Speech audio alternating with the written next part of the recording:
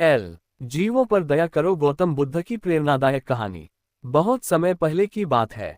एक घने जंगल के पास एक छोटा सा गांव था। उस गांव के लोग अपने जीवन में बहुत व्यस्त रहते थे।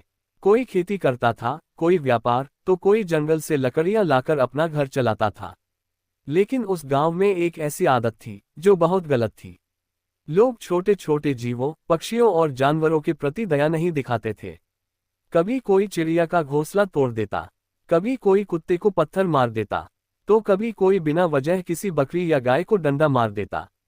उन्हें लगता था कि ये तो सिर्फ जानवर हैं, इनकी क्या कीमत। एक दिन उसी रास्ते से भगवान गौतम बुद्ध अपने शिष्यों के साथ गुजर रहे थे।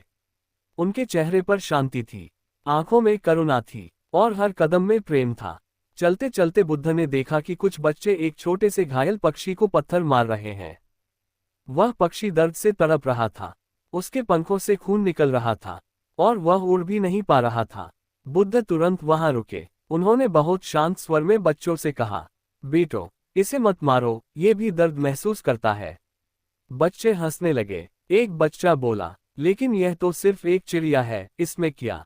बुद्ध मुस्कुराए। उन्होंने उस घायल पक्षी को अपने हाथों में उठाया, बहुत प्रेम से उसके पंख सहलाए और पास के एक पत्ते से उसका खून साफ किया। फिर बुद्ध ने बच्चों से पूछा, अगर कोई तुम्हें पत्थर मारे तो तुम्हें कैसा लगेगा।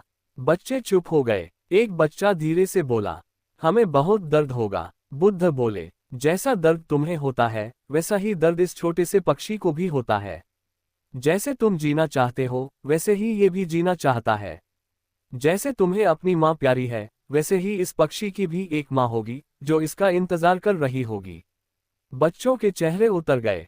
उनके मन में पहली बार दया का भाव जागा। तभी गांव के कुछ बड़े लोग भी वहां आ गए। उन्होंने देखा कि बुद्ध एक छोटे पक्षी के लिए रुक गए हैं। गांव का एक आदमी बोला, भगवान, ये तो बस एक छोटा जीव है, इसके लिए इतना क्यों। बुद्ध ने उसकी ओर देखा और बोले, यही तुम्हारी सबसे बड़ी भूल है।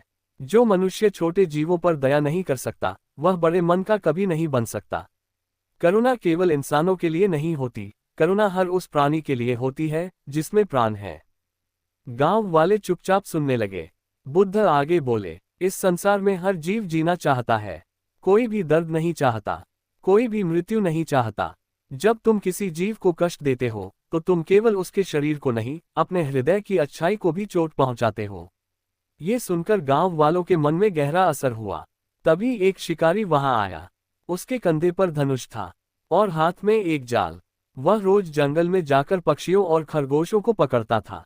शिकारी ने बुद्ध से कहा, भगवान, अगर मैं शिकार नहीं करूंगा तो मेरा घर कैसे चलेगा। बुद्ध ने शांत स्वर में कहा, जीवन चलाने के लिए ऐसा काम मत करो जिससे किसी निर्दोष का जीवन छिन जाए। भूख मिटाने के कई रास्ते हैं, लेकिन किसी जीव का प्राण लेना सबसे कठोर रास्ता है। शिकारी बोला, मैंने कभी इस तरह नहीं सोचा। बुद्ध ने उसे समझाया, दया करने वाला मनुष्य कभी गरीब नहीं होता, क्योंकि उसके पास सबसे बड़ा धन होता है पुण्य, शांति और सच्चा सुख। फिर बुद्ध ने उस शिकारी से कहा, आज से एक वचन दो, तुम बिना वजह किसी जीव को कष्ट नहीं दोगे। शिकारी की आंखों में आंसू आ गए। उसने अपना जाल नीचे रख दिया, धनुष जमीन पर रख दिया और बुद्ध के चरणों में झुक गया। वह बोला, भगवान, आज से मैं किसी जीव को नहीं मारूंगा। गांव के लोग यह देखकर भावुक हो गए। फिर बुद्ध ने सभी गांव वालों से कहा, याद रखो, दया सबसे बड़ा धर्म है, करुणा सबसे बड़ी शक्ति है, और जो हर जीव में अपने जैसा प्राण देखता है वही सच्चा मनुष्य है। उस दिन के बाद उस गांव में बहुत बदलाव आया। बच्चों ने पक्षियों के लिए दाना रखना शुरू किया। लोगों ने प्यासे जानवरों के लिए पानी के बर्तन रखने शुरू किए। किसी ने कुत्तों को रोटी देना शुरू किया, किसी ने गायों को चारा देना शुरू किया। और वह शिकारी, वह अब जंगल में शिकार करने नहीं जाता था। वह पेड़ लगाता था, घायल पक्षियों की सेवा करता था और लोगों को दया का महत्व समझाता था। धीरे धीरे वह गांव, जहां पहले कठोरता थी, अब करुणा का गांव बन गया। और जब भी कोई किसी जीव को कष्ट देने की कोशिश करता, लोग उसे बुद्ध के शब्द याद दिलाते, जैसा दर्द तुम्हें होता है वैसा ही हर जीव को होता है। कहानी से सीख, मॉरल 1, हर जीव में प्राण है, इसलिए हर जीव सम्मान के योग्य है। 2, दया करना ही सच्चा धर्म है। 3, जो छोटे जीवों पर दया करता है उसका हृदय महान बनता है। 4, बिना वजह किसी जीव को कष्ट देना पाप है। 5, करुणा से ही मनुष्य का जीवन पवित्र बनता है।